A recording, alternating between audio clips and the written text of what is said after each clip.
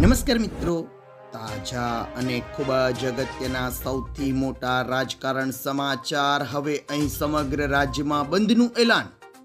CM પટેલનો રાતોરાત સૌથી મોટો નિર્ણય અને ગુજરાત કમલમમાં બોલાવી મહત્વની બેઠક. કેન્દ્રીય ગૃહમંત્રી અમિત શાહ આપશે જવાબ અને પીએમ નરેન્દ્ર મોદીને ભેટ. રાહુલ ગાંધી પણ ભડક્યા અને સીએમએ કરી સૌથી મોટી અપીલ. જેવા રાજકારણ સમાચાર જાણતા પહેલા તમે જો ચેનલમાં નવા હો તો ખાસ મિત્રો આપણી ચેનલને ફટાફટ સબસ્ક્રાઇબ કરી લેજો, કારણ કે રોજના તાજા અને ઉપયોગી એવા રાજકારણ સમાચાર આખો દિવસના સમયસર અમે તમને આપતા રહેશું. વિડીયો પસંદ આવે તો લાઈક કરી દેજો અને વધુને વધુ આપના મિત્રોને ઝડપથી મોકલી આપજો. દેશના વડાપ્રધાનને મોટી ભેટ. સાંસદ રાઘવ ચડ્ડાએ શનિવારે સવારે પીએમ નરેન્દ્ર મોદી સાથે મુલાકાત કરી છે. એક્સ પર લખતા તેણે જણાવ્યું, એક એવી સવાર જેને હું હંમેશા યાદ રાખીશ. શેર કરાયેલા ફોટામાં તેઓ પીએમ મોદીને ભગવાન શ્રી ગણેશની મૂર્તિ ભેટ કરી રહ્યા છે, જ્યારે બીજા ફોટામાં તેઓ પીએમ મોદી સાથે વાતચીત કરતા જોવા મળી રહ્યા છે. આપને જણાવી દે મિત્રો કે રાઘવ ચડ્ડાને બીજેપીમાં સામેલ થયા બાદ પીએમ નરેન્દ્ર મોદી સાથેની તેની પહેલી મુલાકાત હતી.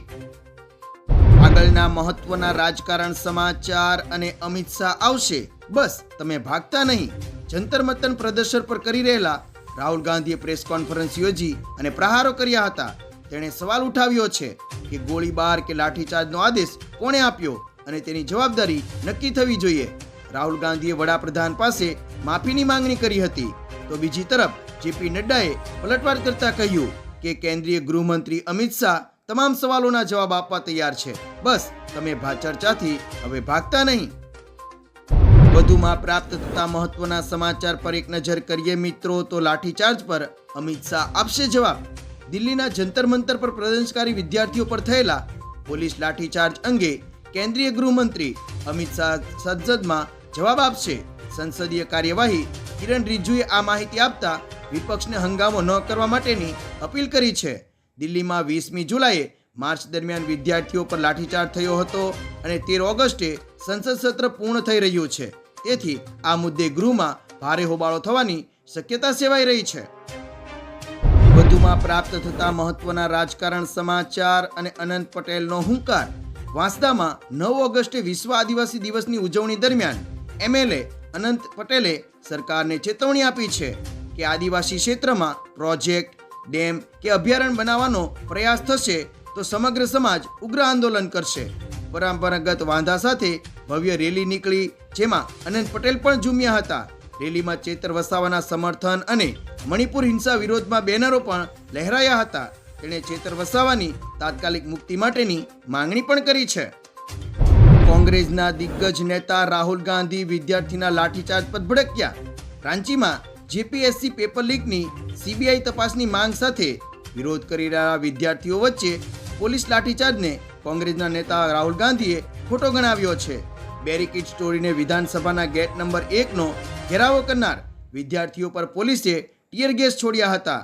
આ ઘટના અંગે રાહુલ ગાંધીએ સોરેન સરકારને તાત્કાલિક યુવાનો સાથે શાંતિપૂર્ણ બેઠક યોજીને વાર્તાલાપ દ્વારા પ્રશ્નોનો ઉકેલ લાવવા માટે અપીલ પણ કરી છે. ત્યારબાદ ગુજરાત કમલમમાં ભાજપની મોટી બેઠક. ગાંધીનગર ખાતે કમલમમાં હર ઘર તિરંગા અભિયાનને સફળ બનાવવાના હેતુથી ભાજપની બેઠક યોજાઈ હતી. બેઠકના નિર્ણયો અંગે માહિતી આપતા પ્રવક્તા અનિલભાઈ પટેલે આ વર્ષે ધોરણ 9 થી 13 ઓગસ્ટ દરમિયાન હર ઘર તિરંગા અભિયાન ચલાવવામાં આવશે હોવાનું જણાવ્યું છે. આ મહત્વપૂર્ણ બેઠક પ્રદેશ પ્રમુખ જગદીશ વિશ્વકર્માની ખાસ ઉપસ્થિતિમાં યોજાઈ હતી. બેઠકમાં પ્રદેશ સંગઠનના મહામંત્રી, જિલ્લાઓના પ્રમુખો, મહામંત્રીઓ અને પ્રભારીઓએ પણ હાજરી આપી હતી. સૌથી મોટા રાજકારણ સમાચાર. અને સીએમ પટેલે લીધો મોટો નિર્ણય. રાજ્ય સરકારે પંચાયતોમાં પારદર્શિકતા અને ભ્રષ્ટાચાર પર અંકુશ લાવવા મહત્વપૂર્ણ નિર્ણય લીધો છે. મુખ્યમંત્રીના નેતૃત્વના તમામ ડીડીઓને ગ્રામ્ય, તાલુકા અને જિલ્લા પંચાયતોનું વાર્ષિક ઓડિટ પૂર્ણ થયા બાદ ફરજિયાત એક્ઝિટ કોન્ફરન્સ યોજવાનો આદેશ આપવામાં આવ્યો છે. પંચાયત અને ગ્રામ ગૃહ નિર્માણ વિભાગના પરિપત્ર મુજબ ગંભીર ગેરરીતિઓ સામે કાર્યવાહી સુનિશ્ચિત કરવા માટે નવી પ્રક્રિયા અમલમાં મૂકવામાં આવી છે. સૌથી અગત્યના સમાચાર. અને અહીં સમગ્ર રાજ્યમાં બંધનું એલાન. રાંચીમાં જેપીએસસી અને જેએસએસસી પરીક્ષા વિવાદને લઈને વિદ્યાર્થીઓનું આંદોલન 17મા દિવસે પણ ચાલુ છે. સોમવારે વિધાનસભા ઘેરાવ દરમિયાન લાઠીચાર્જ થતા મામલો વધુ ગરમાયો છે.